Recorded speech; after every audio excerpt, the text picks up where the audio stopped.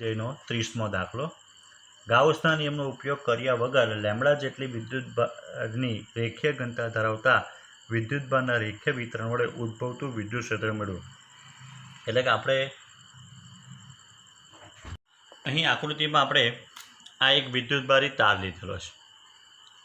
એ તારના મધ્યબિંદુથી Y અંતર આવેલા બિંદુ પી પાસે આપણે આ તાર વિદ્યુતભારી તાર ઉત્પન્ન થતું વિદ્યુત ક્ષેત્ર શોધવાનું છે, જે આપણે ગાઉસના નિયમથી બહુ સરળતાથી શોધી લીધેલું છે। થિયરીની અંદર E બરાબર λ/2πε0 1/r એ સૂત્ર આપણે ગાઉસના નિયમનો ઉપયોગ કર્યા સિવાય તારવવાનું છે।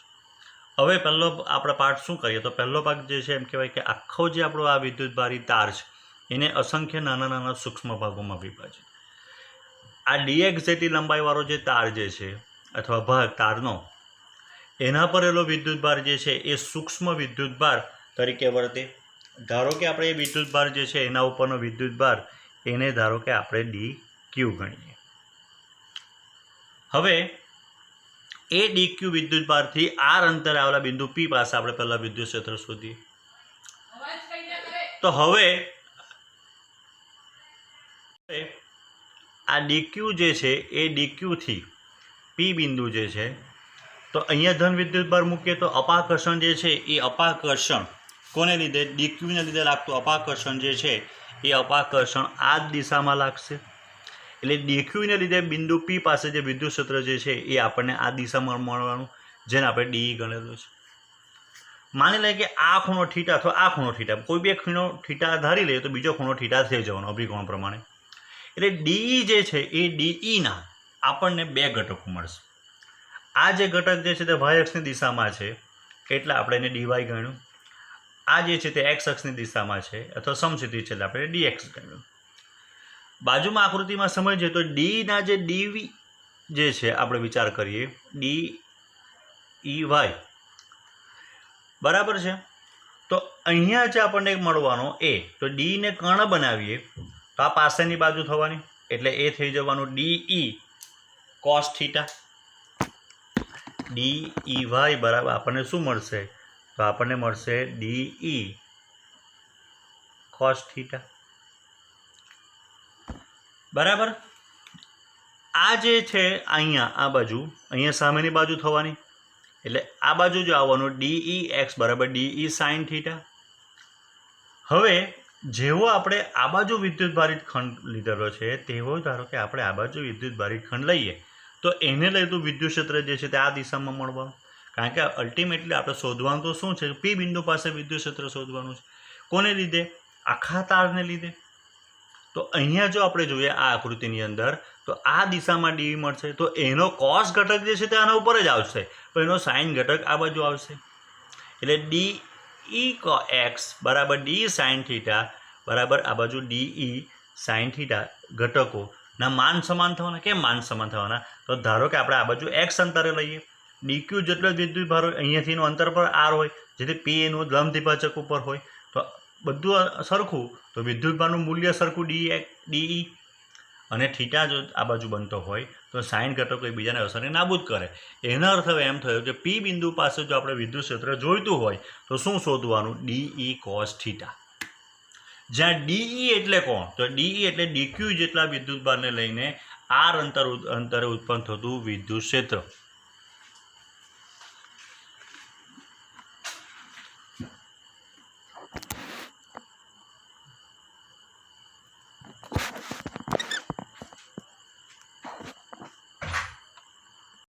આ dx જેટલી આપણે લંબાઈ ધારેલી છે એ dx જેટલી લંબાઈ પર આપણે એવું કીધું કે ભાઈ dq જેટલો વિદ્યુતભાર છે તો dx જેટલી લંબાઈ પર વિદ્યુતભાર કેટલો આવશે? તો આપણે એમ કે ભાઈ વિદ્યુતભારી તાર dx લંબાઈનો વિદ્યુતભારી ખંડ ધ્યાનમાં લો। આ સૂક્ષ્મ ખંડ પરનો વિદ્યુતભાર dq બરાબર લેમ્બડા ઇન્ટુ dx કેમ? કારણ કે લેમ્બડા બરાબર એટલે શું? તો રેખીય ઘનતા એકમ લંબાઈ વિદ્યુતભાર, જો એકમ લંબાઈ હોય તો વિદ્યુતભાર લેમ્બડા જેટલો, તો dx જેટલી લંબાઈમાં વિદ્યુતભાર લેમ્બડા ઇન્ટુ dx જેટલો। આ dq જેટલા વિદ્યુતભારને લઈને બિંદુ p આગળ ઉદ્ભવતું વિદ્યુત ક્ષેત્ર d બરાબર 1/4πε0 dq/r²। કારણ કે આપણે જે dx પર જે dq વિદ્યુતભાર છે એ સૂક્ષ્મ વિદ્યુતભારથી જે બિંદુવત વિદ્યુતભાર તરીકે વર્તન કરતો છે એનાથી r અંતર બિંદુ p આવેલું છે એટલે kq/r² પ્રમાણે આપણને મળવાનું d બરાબર 1/4πε0 dq/r²। હવે આર સ્ક્વેરને જો આપણે કાઢી નાખીએ તો આ જે છે પાયથાગોરસ પ્રમાણે થવાનું આર સ્ક્વેર બરાબર એક્સ સ્ક્વેર વત્તા વાય સ્ક્વેર, એક્સ સ્ક્વેર વત્તા વાય સ્ક્વેર.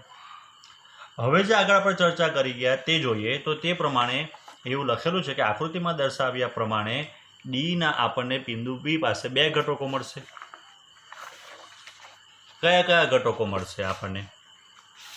તો એ જે આપણને ઘટકો જે મળવાના એ ઘટક કયા મળશે? તો ડીઈ એક્સ બરાબર માઇનસ ડી સાઇન થીટા અને ડીવાય બરાબર ડી કોસ થીટા. માઇનસ એટલા માટે લખેલું છે આપણે કારણ કે એની જે દિશા જે છે એ દિશા ઋણ એક્સ તરફ, ઋણ હોવાથી ઋણ તાર પર ઓ બિંદુની જમણી બાજુએ વિદ્યુત ભારિત ખંડને અનુરૂપ ઓની ડાબી બાજુ એક વિદ્યુત ભારિત ખંડ મળશે કે જે ડી એક્સની અસરને નાબૂદ કરશે, જે આપણે ઓલરેડી ચર્ચા કરી ચૂક્યા છે. આપણે જે અહીંયા બતાવ્યું હતું એની વાત આપણે આ કરી કે જ્યારે આપણે બિંદુ પી પાસે, આ બિંદુ માની લે કે આપણું પી છે, તો બિંદુ પી પાસે જ્યારે વિદ્યુત ક્ષેત્ર શોધવાનું આવે તો એક્સ ઘટકોમાં ડી સાઇન થીટા શોધવાનું નથી, માત્ર શોધવાનું ડી કોસ થીટા. એટલે બિંદુ પી પાસે આપણને માત્ર ડીઈ વાય ઘટકને લીધે જ વિદ્યુત ક્ષેત્ર પ્રાપ્ત થશે.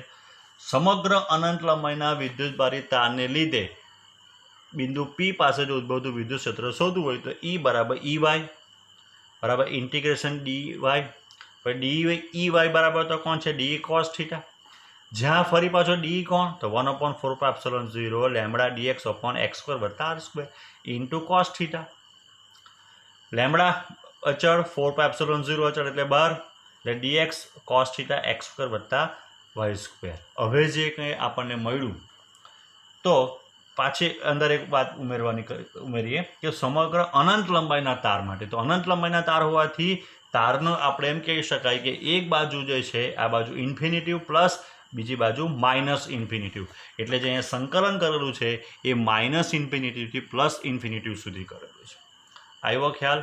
હવે ઇમ્પોર્ટન્ટ વસ્તુ છે કે સંકલન કેવી રીતના કરવું જ્યારે આ રીતનું આપણને મળે ત્યારે. તો આ એક પ્રકારનો આદેશ જેને કહી શકાય એની આ રીત છે. તો એના માટે આપણે આકૃતિમાં બરાબર ધ્યાનથી જોઈએ તો આકૃતિની અંદર આપણે જે થીટા લખેલો છે આ, તો એ થીટા માટે ટેન્જન્ટ થીટા લઈએ તો સામેની બાજુ ભાગ્યા પાસેની, તો ટેન્જન્ટ થીટા બરાબર લખેલું છે x upon y. Therefore x equals to y tangent theta. Therefore હવે આપણે આનું વિકલન કરીએ કારણ કે આપણને કિંમત કોની જોતી છે? ડીએક્સની. તો ડીએક્સ બરાબર થવાનું વાય, ટેન્જન્ટ થીટાનું થવાનું sec square theta d theta. આ યાદ રાખવાનું છે. જેવી રીતના સાઇનનું કોસ થાય, કોસનું માઇનસ સાઇન થાય, તો તે જ પ્રમાણે જે આપણો ટેન્જન્ટ થીટા છે એનું થાય sec square theta d theta. બીજું આપણને બીજું શું જોઈએ? તો એક્સ સ્ક્વેર વત્તા વાય સ્ક્વેર જોઈએ છે. તો આપણી પાસે એક્સ સ્ક્વેર એક્સની કિંમત છે, આ બધી બાજુ સ્ક્વેર કરી દઈએ, બંને બાજુ વાય સ્ક્વેર ઉમેરી દીધું કારણ કે આપણને એક્સ સ્ક્વેર વત્તા વાય સ્ક્વેરની કિંમત જોઈએ. તો વાય સ્ક્વેર વત્તા Y square tan square theta, y square common એટલે 1 પ્લસ ટેન સ્ક્વેર થીટા, તો 1 પ્લસ ટેન સ્ક્વેર થીટા એટલે સેક સ્ક્વેર થીટા. આગળ વાય સ્ક્વેર છે. આ એટલે સાદુરૂપ આપતા હવે આપણને જે બધી કિંમતો મળી, કઈ કઈ કિંમતો મળી? તો આપણને ડીએક્સની કિંમત મળી એક અને બીજી આપણને કિંમત મળી એક્સ સ્ક્વેર વત્તા વાય સ્ક્વેરની. તો હવે આપણે એમ કહી શકાય કે જે કિંમત મૂકી કોની? ડીએક્સની. તો ડીએક્સ બરાબર કઈ કિંમત છે? ડીએક્સ બરાબર, તો ડીએક્સ બરાબર y sec square theta d theta. અને એક્સ સ્ક્વેર વત્તા વાય સ્ક્વેરની જે કિંમત આપણને મળતી હતી તો એક્સ સ્ક્વેર વત્તા વાય સ્ક્વેરની કિંમત આપણને મળતી હતી y square sec square theta. તો એ મૂકી દીધી આપણે y square sec square theta into cos theta. બધું કેન્સલ થઈ ગયું, વાય એક બચી ગયો. પણ વાય જે છે એ શું છે? તો એ અચળ છે. કેવી રીતના અચળ થઈ ગયો? તો એ આપણે જોઈએ.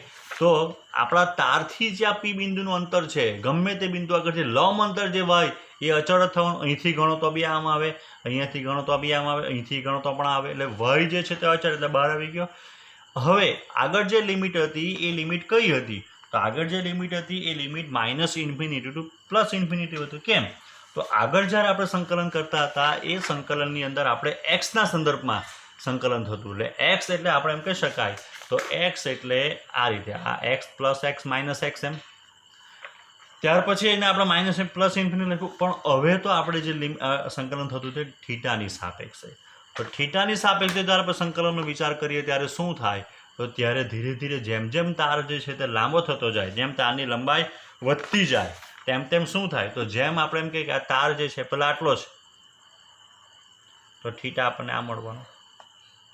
આ એક θ1 એક θ2, તારની લંબાઈ વધી તો θ વધવાના, બરાબર છે. તો આ કેવી રીતના વિચાર કરી શકાય કે ધારો કે એક તાર જેવો છે, આપણે અહીંયા ઊભા રહેલા છે, આપણા હાથ જે છે તે કોઈક રીતે આપણે દોરીથી કઈ રીતના બાંધેલા છે. હવે જેમ જેમ તારની લંબાઈ વધતી જાય તો આ ખૂણો વધતો જવાનો. તો ઇન્ફિનિટી માટે શું થાય? તો ઇન્ફિનિટી માટે આપણા હાથ આવા થઈ જાય, એટલે કે એનો અર્થ એમ થાય કે ઉધ્વ દિશા સાથે બનાવેલો ખૂણો જે છે એ π/2 થઈ જાય. એટલા માટે જ્યારે સંકલન કરવામાં આવે ત્યારે આપણે જે લિમિટ મૂકવાની છે એ લિમિટ θ1 થી θ2, એક બાજુનો ખૂણો જે છે તે θ1, બીજી બાજુનો ખૂણો θ2, પણ θ1 બરાબર -π/2 +π/2. માઇનસ કેમ? તો આપણે જ્યારે ખૂણો બનાવ્યો તો આ બાજુનો ખૂણો જે બનશે પ્લસ, આ બાજુનો ખૂણો બનવાનો તે માઇનસ, એટલે સંકલન કરીએ -π/2 થી +π/2. એટલે લેમડા અપોન 4π/0y તો ખરું જ. કોસનું સંકલન થવાનું sin θ, ક્યાંથી? -π/2 થી +π/2. એટલે પહેલે એક વખત મૂકીએ આપણે θ બરાબર +π/2, આ સંકલનનું -π/2, આ માઇનસ બહાર આવી જશે, કારણ કે સાઇન થીટાની અંદર જે છે તે સાઇન જે છે તે અયુગ્મિત વિધેય છે, એટલે સાઇન -θ - sin θ. આ બંને બરાબર 1 થઈ જવાના, એ 1 થઈ જાય એટલે 2 એટલે 4 સાથે કેન્સલ, એટલે e બરાબર λ/2π/0y, જે આપણા માટે લંબ અંતર હતું y, જે આપણને સૂત્ર જોઈતું હતું એ સૂત્ર મળી ગયું. કોના માટે? તો ગાઉસના નિયમનો ઉપયોગ કર્યા સિવાય આપણે જે છે એ અનંત લંબાઈના તારથી y જેટલા લંબ અંતરે આવેલા બિંદુ P પાસે વિદ્યુત ક્ષેત્ર શોધી લીધું. હવે નોંધ જોઈ લઈએ. જો પરિમિત લંબાઈનો તાર હોય, એટલે કે તાર અનંત લંબાઈનો નહીં હોય, તો આપણે આગળ ચર્ચા કરી તેમ જે ખૂણો બનશે એ ખૂણો કયો બનશે? તો એ ખૂણો બનશે એક બાજુ θ1, બીજી બાજુ θ2. એટલે અહીંયાથી જે છેડા પર જે ખૂણો બનશે એ અહીંયા -θ1, અહીંયા +θ, એટલે એ આપણને જે મળશે તેનું સંકલન કરવાનું. તો જે સંકલન આપણે અહીંયા -π/2 થી +π/2 કર્યું, એની જગ્યા પર આપણે લખવું પડશે -θ1 થી θ2 મળશે. એ સૂત્ર કયું થશે? e બરાબર λ/4π/0y sin θ1 + sin θ2.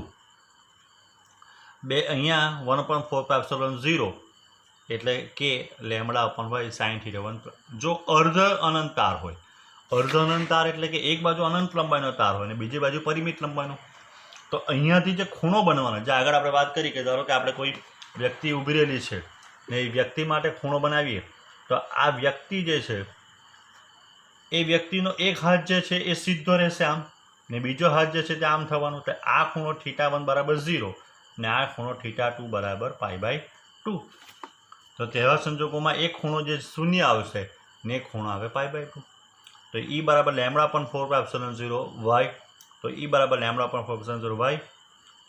તો આપણે કહી શકાય કે 1/2 λ/2π/0y, જે 4 હતો અને 2 × 2 કર્યો, એટલે આપણને વિદ્યુત ક્ષેત્ર જે હતું મળતું હતું એના કરતાં અડધું જ વિદ્યુત ક્ષેત્ર મળે. સ્વાધ્યાયનો 25મો. મિલિકાનના તેલ બૂંદના પ્રયોગના એક અવલોકનમાં 1.26 ગ્રામ/સેન્ટીમીટર ક્યુબ ઘનતાવાળું 12 ઇલેક્ટ્રોન જેટલો ચોખ્ખું ઋણ વિદ્યુતભાર ધરાવતું તેલનું એક બૂંદ 2.25 × 10⁴ ન્યૂટન પર કુલમ જેટલા વિદ્યુત ક્ષેત્રની અસર હેઠળ સ્થિર માલુમ પડે છે. તો આ બૂંદની ત્રિજ્યા શોધો. જીની વેલ્યુ આપેલી છે અને ઈની વેલ્યુ આપેલી છે. હવે મિલિકાનનો પ્રયોગ જે છે એ E/m ની કિંમત શોધવા, એટલે વિદ્યુતભારનો ગુણોત્તર અને વિદ્યુતભારનું દળ માટે આખો મોટો પ્રયોગ છે.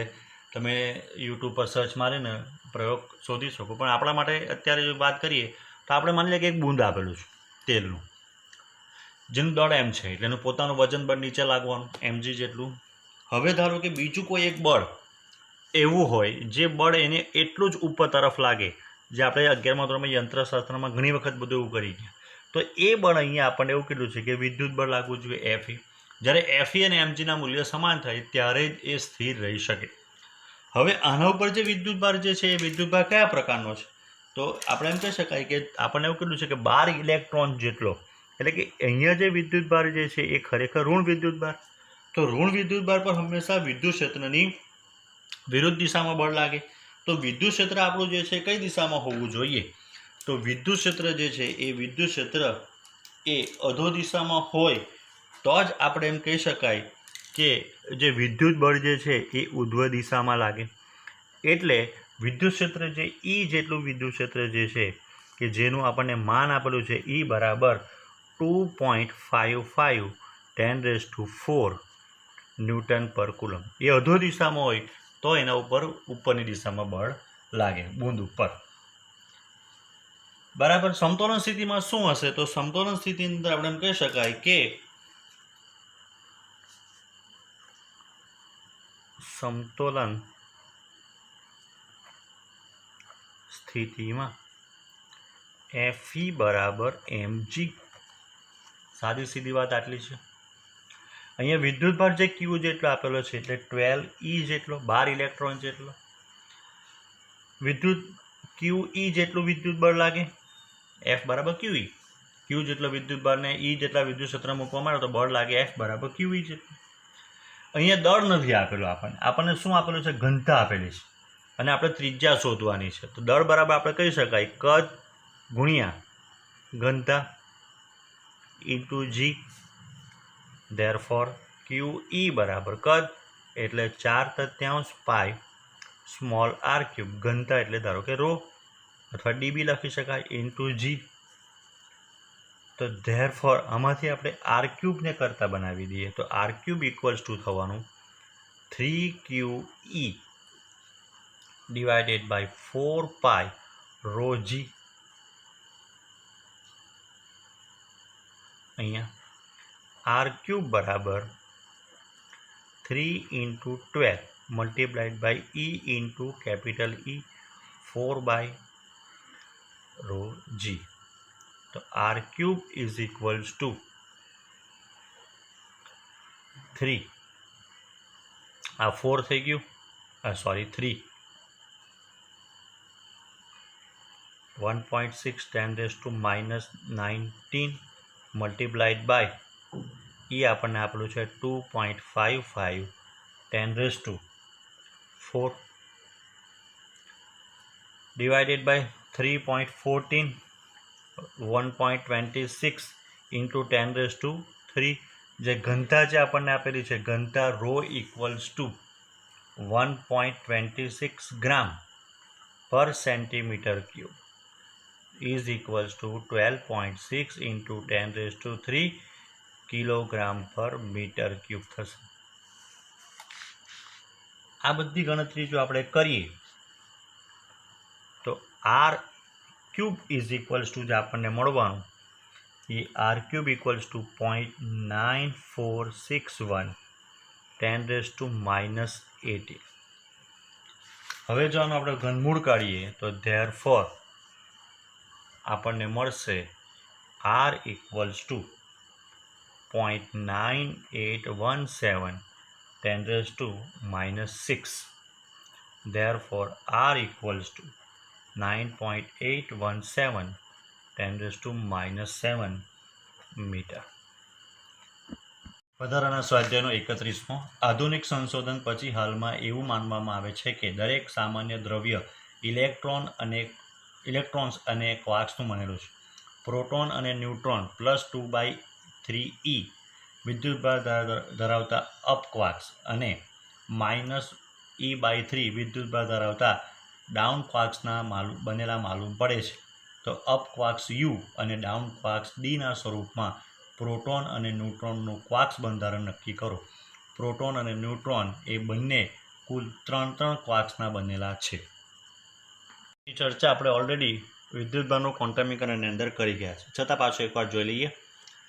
અપ ક્વાર્ક્સ પરનો વિદ્યુતભાર U બરાબર +2/3 અને ડાઉન ક્વાર્ક્સ પરનો વિદ્યુતભાર D બરાબર -1/3 આપણને આપેલું છે. આપણને પ્રોટોન પરનો વિદ્યુતભાર ખબર છે ભાઈ. પ્રોટોન પરનો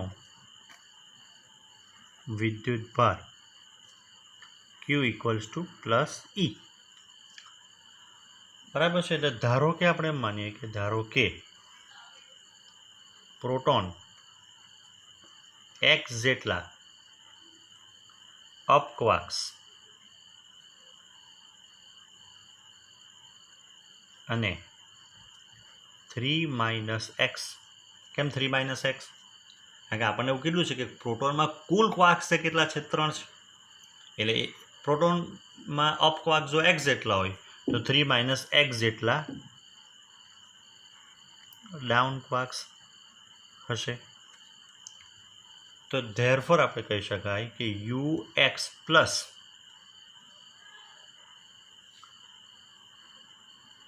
(3 - x into d is equals to plus e. u એટલે 2/3ex plus 3 - x into આ થઈ જવાનું -1/3e. અહીંયા બી e.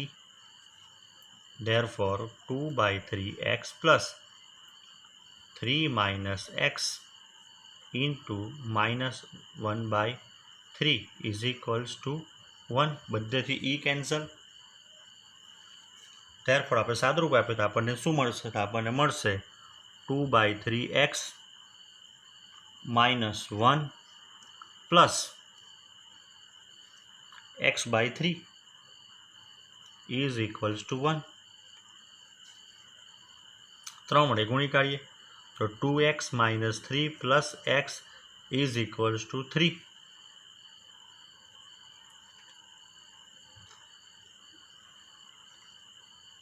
તો therefore 3x is equals to 6 એટલે x equals to 2 અને 3 - x equals to 3 - 2 equals to 1. therefore પ્રોટોનમાં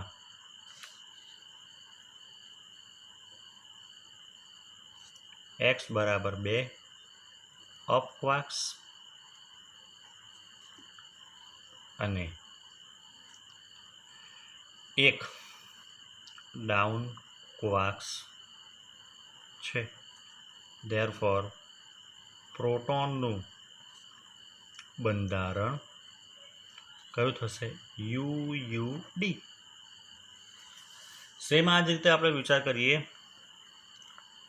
કે ન્યુટ્રોન પરનો વિદ્યુતભાર બરાબર 0. ધારો કે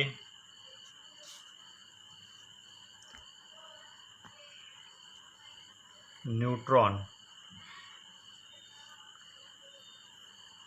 x જેટલા અપ ક્વાર્ક્સ એટલે કે u અને 3 - x જેટલા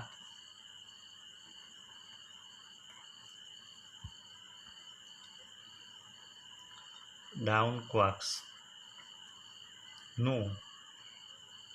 નો બનેલો છે. therefore આનું સમીકરણ કયું બનશે? ux plus d into 3 - x equals to 0 એટલે 2/3ex plus -1/3e. 3 - x is equals to 0. e નીકળી જશે તો therefore 2/3x minus 1 plus x/3 is equals to 0. therefore 2x minus 3 plus x is equals to 0. therefore 3x is equals to 3. therefore x equals to 1 અને 3 - x બરાબર 3 - 1 equals to 2. therefore